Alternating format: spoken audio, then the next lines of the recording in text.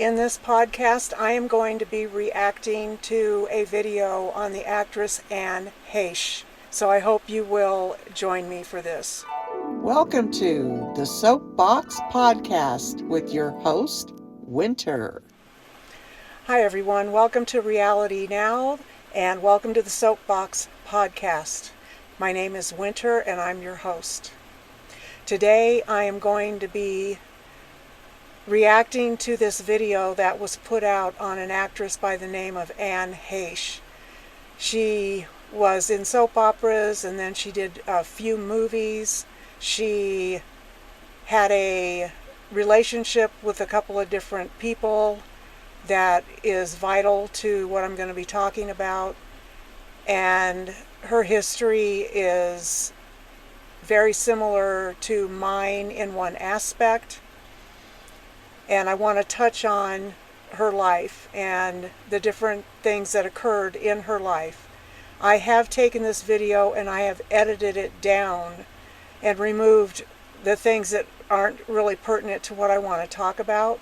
But to give the owner of this video credit, I will link the video, the full video, in the description box below. So if you care to go watch it and see the entire video, then it will be there for you to do that.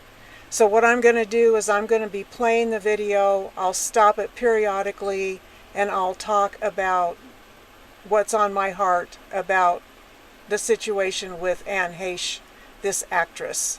So let's get started. Anne Heche was born of May 1969 to Nancy and Donald Joe Heche in small town Ohio. To everyone else, the Heche family looked like a nice fundamentalist Christian family. But there was something much darker lurking behind their front door. For Anne Heche, the monster in her closet was all too real. Her father, Donald Joe, never seemed to have a steady job and was full of failed get-rich-quick schemes that forced the family to move often. But wherever they went, Heche noticed that her father's demons followed them. They would So this is the very interesting wording that she uses about her dad. His demons followed him everywhere. I really wonder if she realized how right she was in saying that his demons followed him everywhere. People will use the term demons, but they don't really use it in the frame of reference that it actually is a demon. They use the word demons as more like a personality trait that belongs to somebody than that it is an actual demonic spirit that is clinging on to a person. Stalk her for the rest of her life. Tragedy struck Heche's family when she was just 13 years old. Her father passed away from complications of AIDS. Heche knew exactly how her church choir directing father contracted the illness too. In fact, she knew all of his deepest secrets. Just 3 short years after Heche's father passed, her 18-year-old brother met his own untimely demise.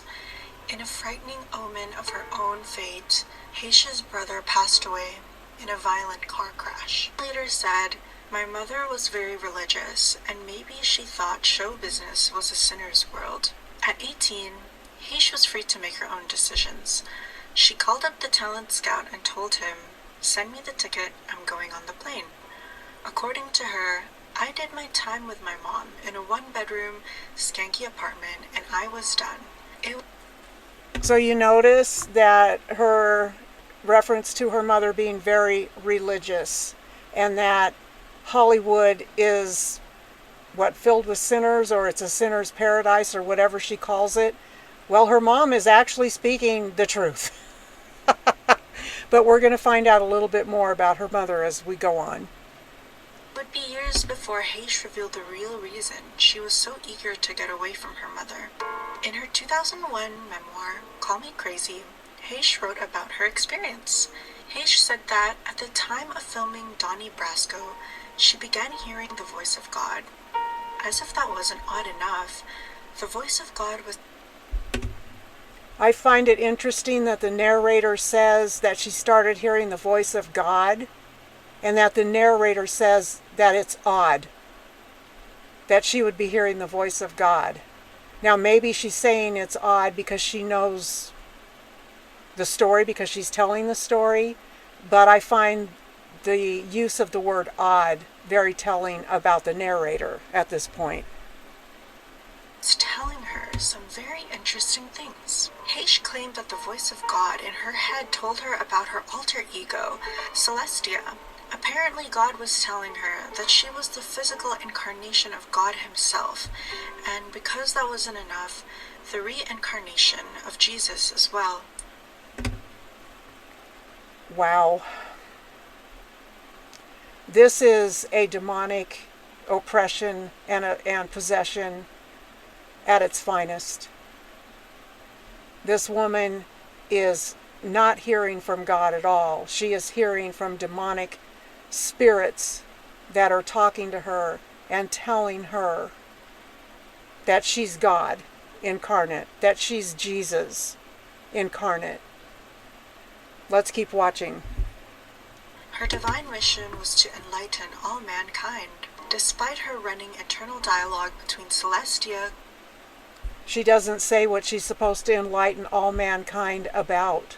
They're just supposed to be enlightened. About what? What is the enlightenment that she's supposed to bestow upon all of mankind? God and Jesus, Heche's career was taking off. Heche landed her first headlining role in a major film.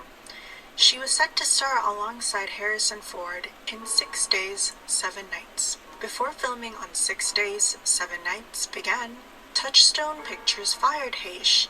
Oddly enough, it wasn't because she was running around telling everyone that she was an intergalactic reincarnation of Jesus. The studio axed Heche from the project because she had appeared on the red carpet with Ellen DeGeneres as more than just a friend. So here we enter into the first relationship that she's having with somebody, and it happens to be a woman. As we move on through this video, we're going to discover why all of these behaviors are occurring, and that is specifically why I wanted to do this on the podcast today, because I want to enlighten you all. The studio believed that Heche's new lesbian relationship made her unmarketable to audiences. Major studios blacklisted Heche for being half of the world's. Oh, how we have gone downhill. I'm not sure when this relationship happened. I don't know if it was in the late 80s.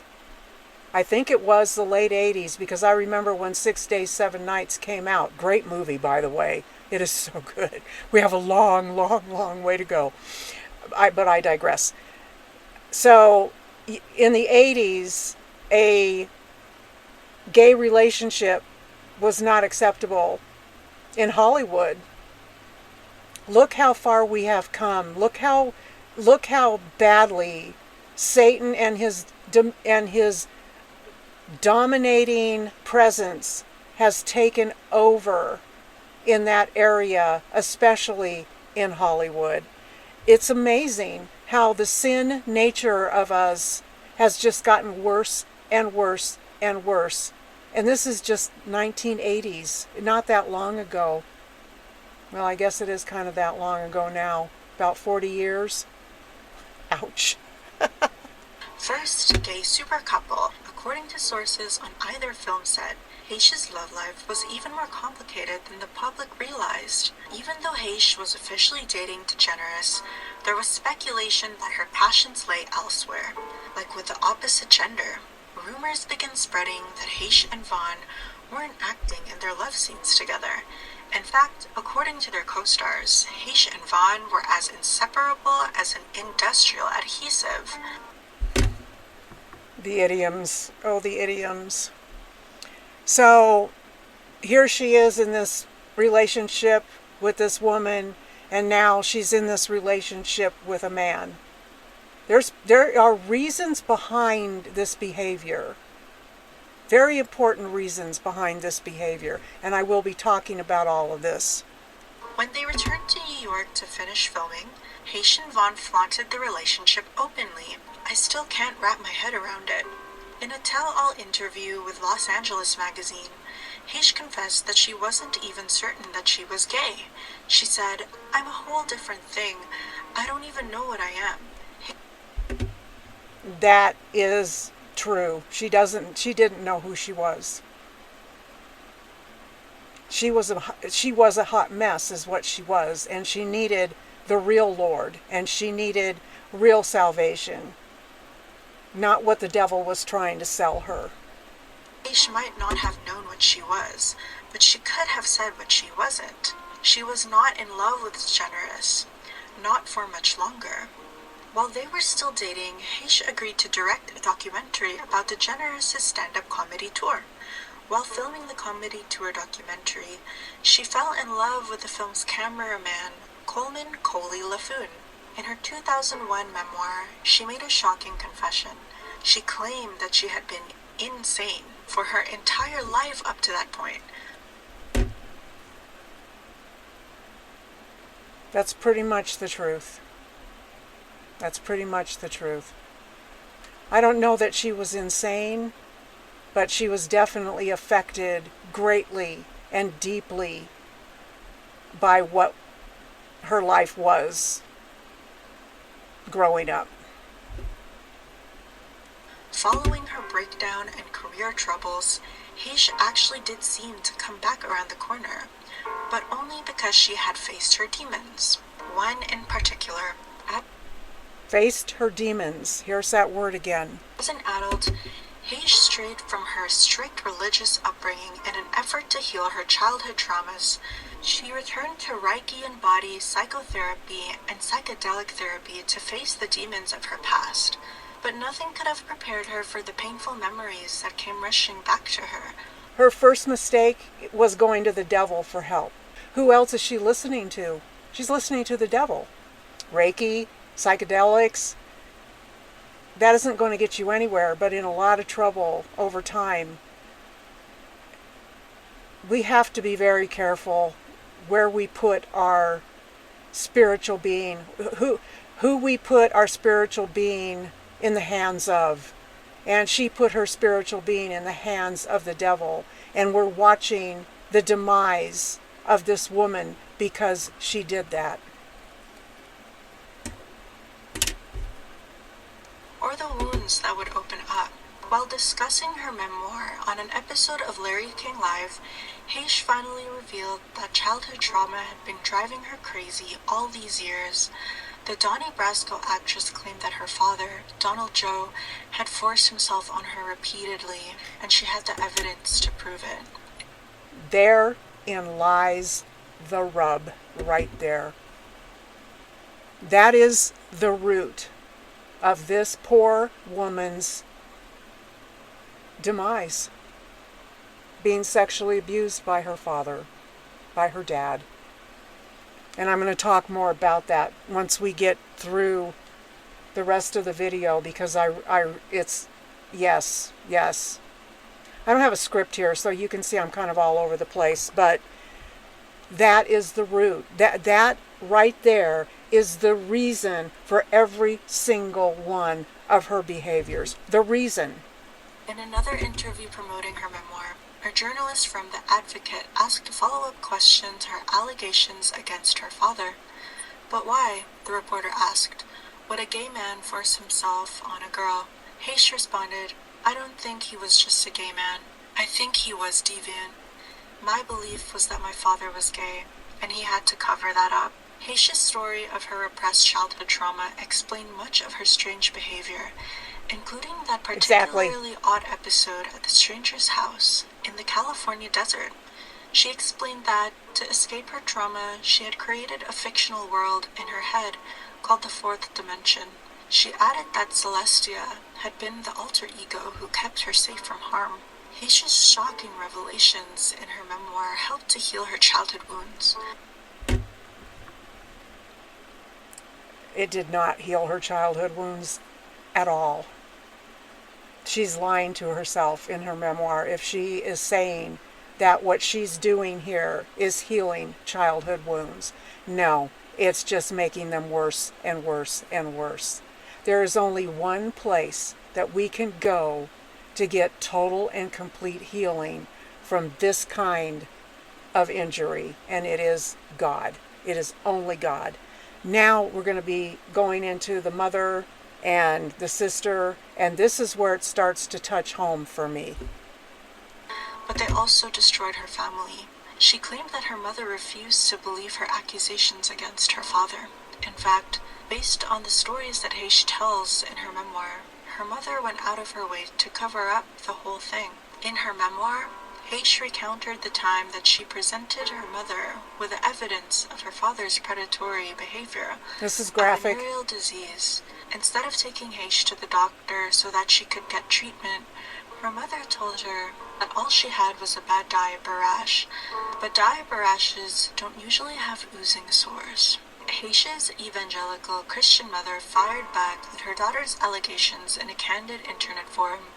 She wrote, "I'm trying to find a place for myself in this writing, a place where I, as Anne's mother, do not feel violated or scandalized.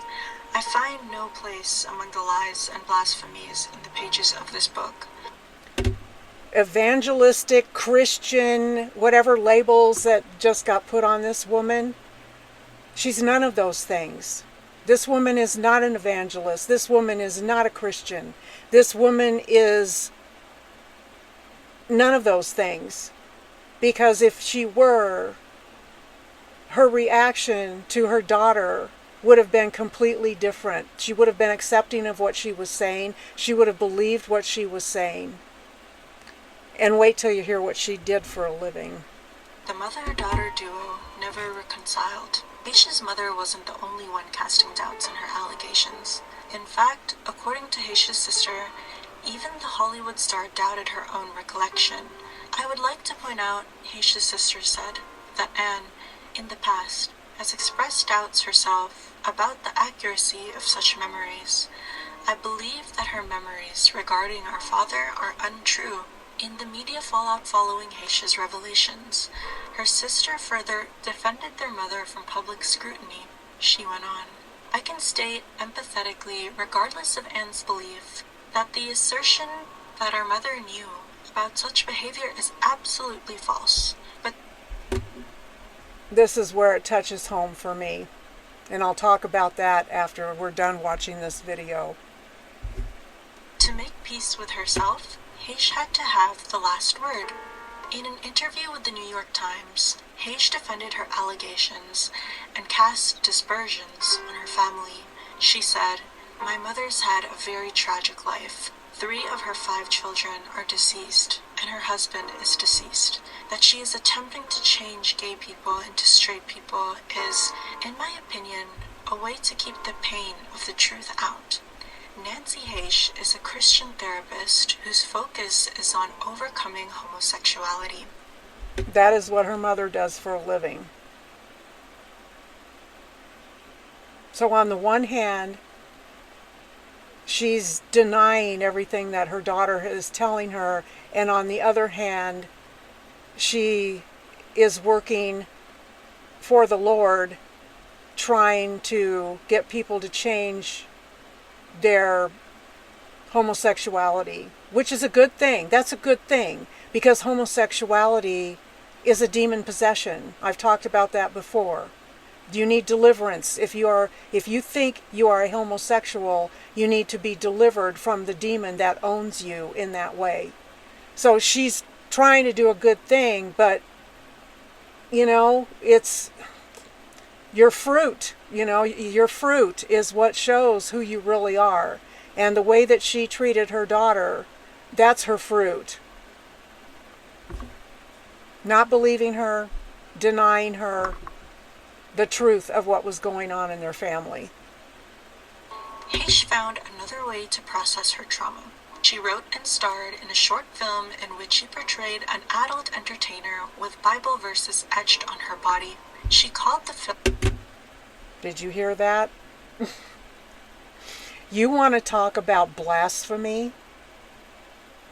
Adult entertainer means the P word and the O-R-N, with Bible verses written on her body. How blasphemous can you get? This poor woman. A metaphor for my life as I saw it. Heche's tumultuous career came to a tragic and unexpected end in early August of 2022. She was driving her Mini Clubman through the streets of Los Angeles. For unknown reasons, Heche drove headlong into someone's garage. She then promptly reversed and fled the scene. Later that same fateful afternoon, Heche was involved in another hit-and-run situation. She drove her car into a Jaguar, never stopping or slowing down to indicate that she even noticed the powerful impact. Fortunately, the driver of the Jaguar did not sustain any injuries. Praise God. The same, however, couldn't be said for Heche. Heche's out-of-control vehicle next appeared on someone's doorbell video in a quiet residential street. Heche's vehicle exited the frame at high speed just before the muffled sound of a terrible crash. Heche had driven her car at full speed into someone's home, plowing 30 feet into the building and trapping herself inside. Only moments after crashing into the house, Heche's car caught fire and the spreading flames soon collapsing furniture. I'm not going to go any further. So, let me speak about sexual abuse. I've been there.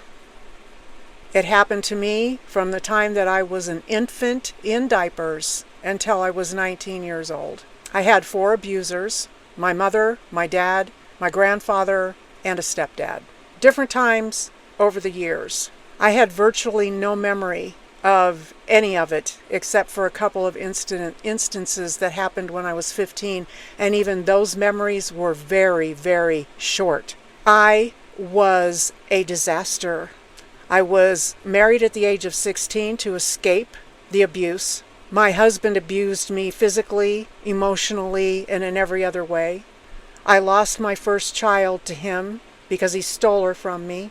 Not going to go into the whole thing, but I'm giving you a very quick background. At the age of 19, I was so lost and destroyed over what had taken place with my husband and my daughter that I slept my way through that year with every guy that was willing to do it. 54 in 1 year. I was really a disaster. I had no idea why I acted the way I did. I had no answer for why I was so messed up. And I hated myself. I hated who I was. I hated that I had turned into the SLUT that my mother accused me of being when I wasn't. It was horrific. It was a horrific life to live. And I had no idea the origins of why I was doing all of the things that I was doing. This girl had no idea why she was entering into a lesbian relationship. When you are violated, especially when you are a child, the demons get open doors legally to come and mess you up royally through that act. Even though you're not a participating member, the demons don't know that, and they get legal access to you as a child. And after that, all bets are off. So that's what happened with her, and it's what happened with me. And like her, I thought I was bi, but I never acted on any of it. But I would have these thoughts in my mind, but they were never acted upon. And I didn't like having these thoughts. It bothered me greatly that I had these thoughts. And I thought, what is wrong with me? But my main attraction over everything was to men. So my mom was one of my abusers. But when I went through therapy, and I was in therapy for 2.5 years, and I finally found out the truth about what my childhood had been, I wrote my mother a letter, and I confronted her with the truth. And what I got back was 13 pages of vile, nasty, horrific accusations that I was a liar, that it never happened in our home. And then she turns around in the letter and tells me she walked in on my dad. I'm not going to say what he was doing, but she walked in on it, and I was 19 years old and I had no memory of it. So in one breath she's saying it never happened, and in the next breath she's absolutely admitting to the fact that if this happened at 19, come on, right? My sister called me a liar. My sister refused to believe anything that I had to say about what had happened to me. Well, I also had memories of it happening to my sister as well. She was 7 years older than me. And her story is horrific. As an adult, she SA'd her own children. She was married to a pedophile. All 3 of her children died before she did from drugs and alcohol, and 1 was murdered. And then she died. And this was a woman who called me a liar. This was a woman who wanted nothing to do with me because I told the truth about what had happened to me. So once I went through therapy and had gotten somewhat healed from it, I had some peace, I had some joy, I no longer felt shame, I no longer felt blame. There were a lot of feelings that were taken off of me through that therapy, but I wasn't totally healed from it.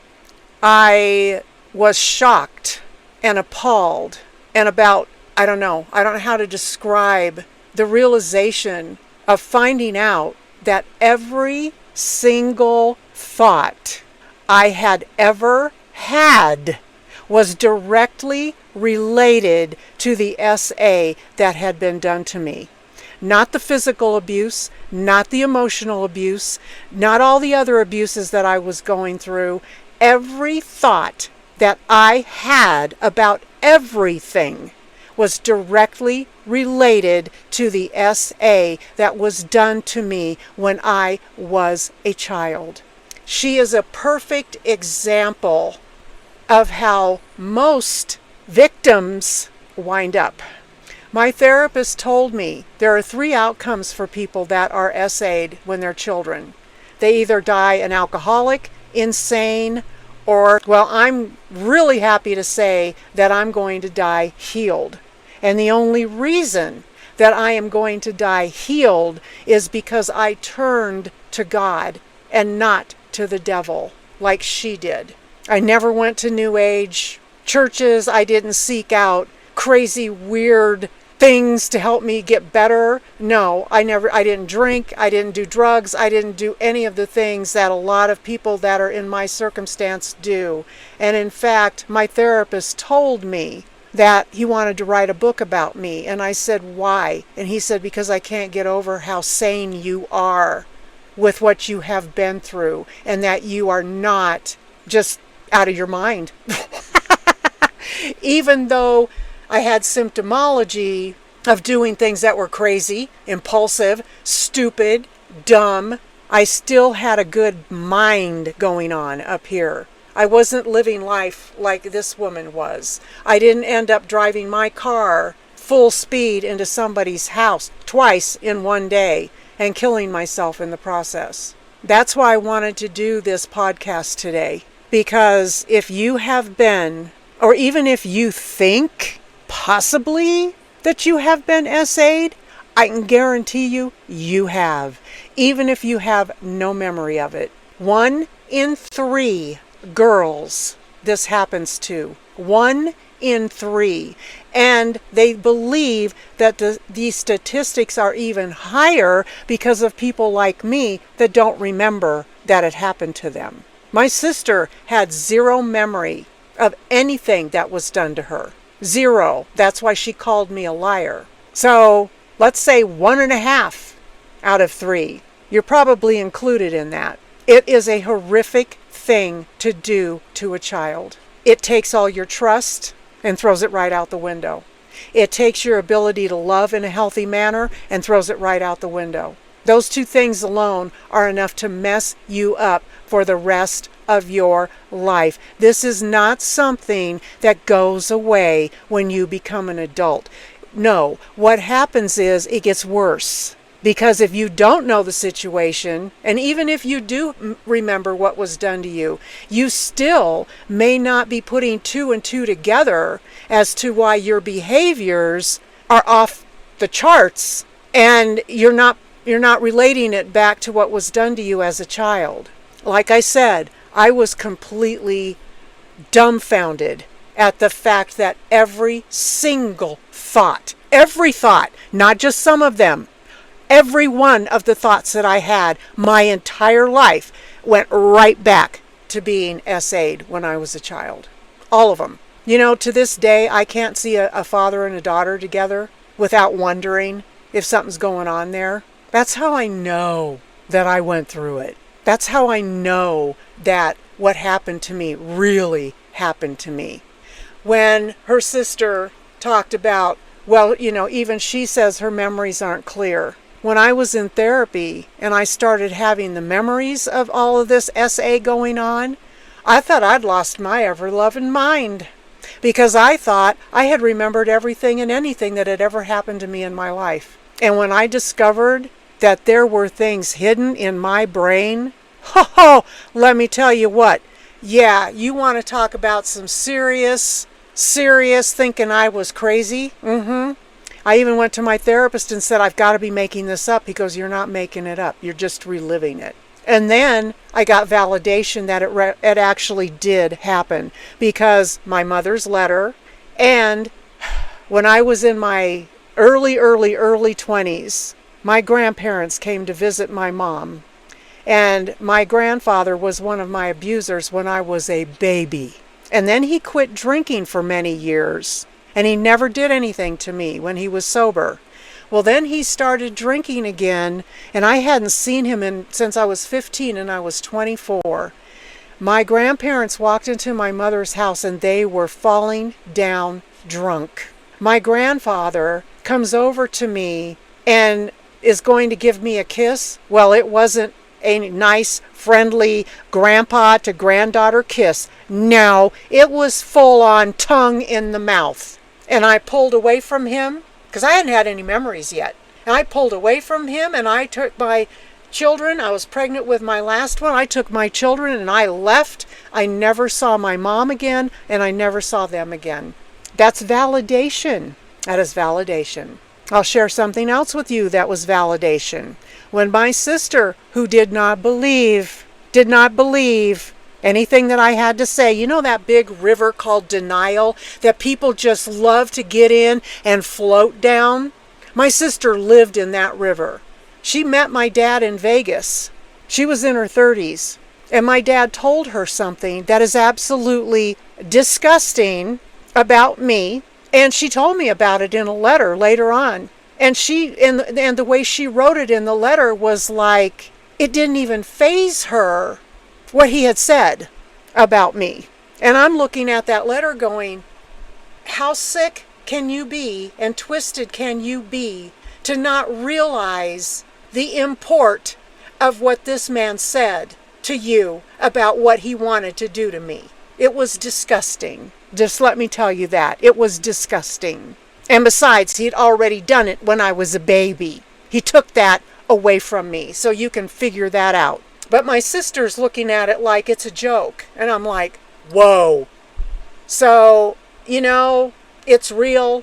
It happens. It's the deepest, darkest, ugliest secret that will ever happen in somebody's life. When I found out the truth, I wrote a letter to my entire family and I told them exactly what I knew. You would not believe the responses I got back from people.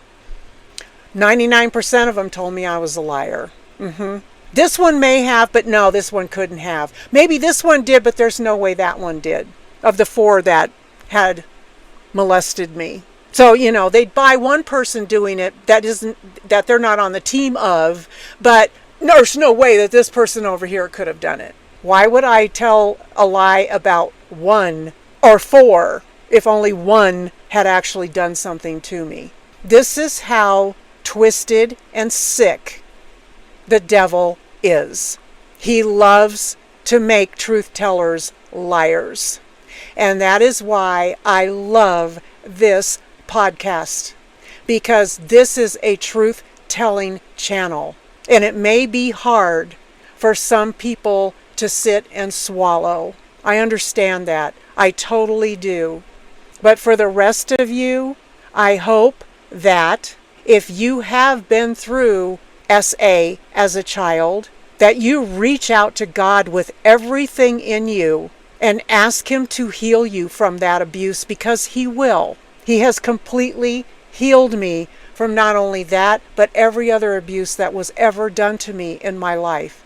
I don't even think about it. I forgave my parents a long, long time ago when they were still alive, but now that they have passed away, God was actually showing me parts of my mother that caused me to fall in love with her again as a mom. Because in ways she was trying to save me when she was sober, but when she was drunk, she was hell on wheels.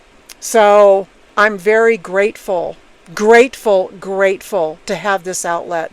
I am very grateful to have a voice for Christ, because He's the real deal. He will never forsake you. He will never leave you. He will never lie to you. He will never hurt you. He will never betray you. You can trust Him. You can trust Yeshua HaMashiach with your life. I love you all so, so very much. If this video moved you in some way, if you learned something new about the horribleness of this SA horrific thing that Satan loves to do to little children to wreck their lives, and he specifically does it to children that are chosen. And that is who I am. I'm a chosen one. And my life from the very beginning has been one mess after another, until I finally said, enough. God is all I want.